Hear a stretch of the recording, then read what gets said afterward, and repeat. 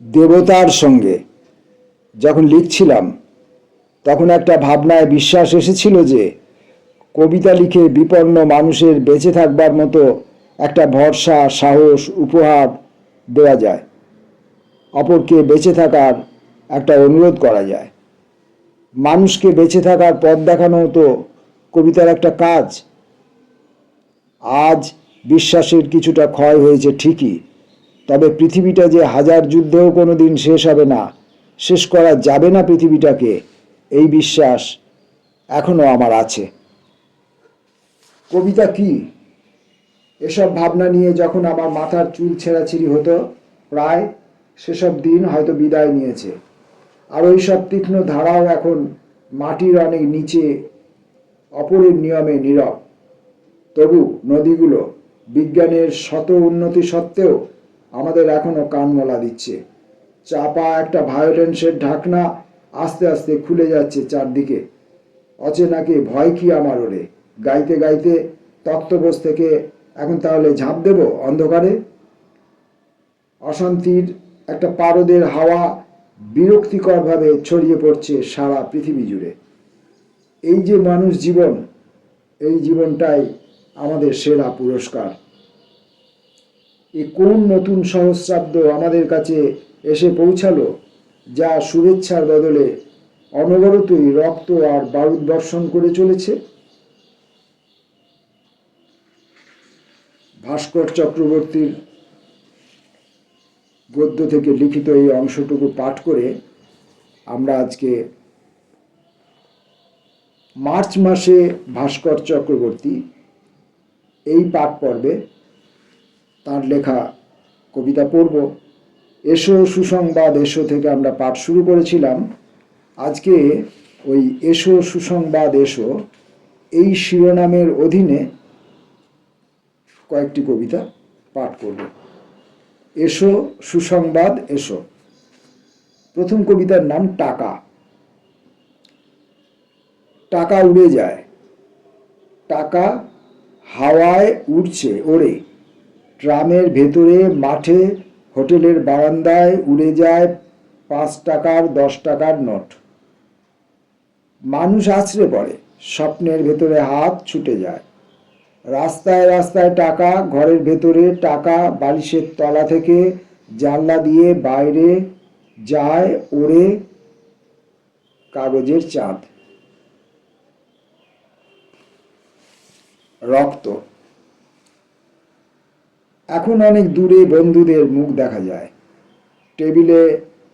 Table থেকে নকল হাসি ও কান্না, ঘৃণা, গুপ্ত ক্রোধ এখন আমার ঘরে ভেসে আসে। আমি দেখি, আমি শুনতে পাই। এখন এখানে বৃষ্টি সারাদিন, ওইখানে বন্ধুর দুপাশে বন্ধু, বুক পকেটের চিঠি, অযথা আশ্বাস বাক্যে ভরা। চুরি শুধু গর্ত করে চেয়ে দেখি, টেবিলে পয়সা রেখে 2-3 বন্ধু উঠে যায়, 2-3 বন্ধু টেবিলে ঘুমিয়ে পড়ে, হাঁটে। অনেক দূরের থেকে আমিও নিঃসঙ্গ হাঁটা শুরু করি। রক্ত পড়ে, রক্ত ঝরে পড়ে।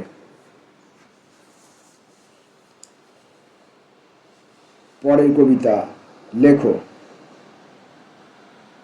ওই সব চমৎকার খেলা আমি জানি, আমি একদা খেলেছিলাম আমার শহরে।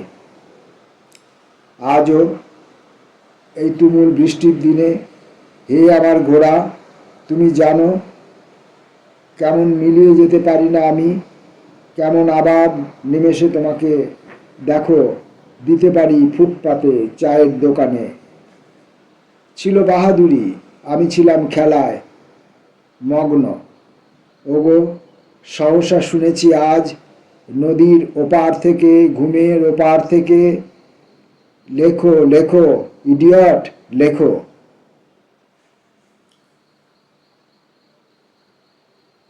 ভালোবাসাবাসি। তুমি মা, আমার মা হে তুমি। খেলা করি, কেমন মজার খেলা, কেমন ভয়ের খেলা। বধির বিষণ্ণ এক দর্পণের কাছে গিয়ে বলি, ডিম পাড়ো, ডিম দাও, চিঠি লেখো অমুক বাবিকে। মা আমার মুখের দিকে, তোমার মুখের দিকে এখন বাতাস সাবলীল নৌকো ভেসে যায়।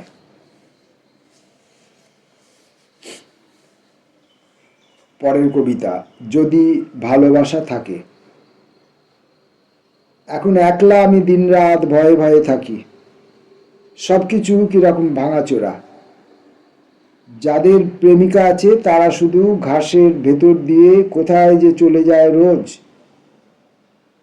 আমার এ হাত আমি বাড়িয়ে দিয়েছি, যদি ভালোবাসা থাকে, মানুষের মতো যদি হও, টান দাও, বাজুক সেতার। এসো সুসংবাদ এসো, এই মূল শিরোনামের অধীনে আমরা কয়েকটি কবিতা পড়ছি। এখনকার কবিতার নাম প্রত্যুত্তরে কবিতা। তোমার মাথার কাজ কোনখানে, তোমার মনের কথা কোনখানে, এইসব প্রশ্ন শুনে শুনে ঘুমোই ঘুমোই, শুধু ঘুমোই আর চেয়ে থাকি। রাত্রিবেলা চাঁদ ওঠে, আমার রমণী আমারই ঘরের মধ্যে কেমন আবছাভাবে বসে থাকে। গান টান গায় না সে, কথাও বলে না।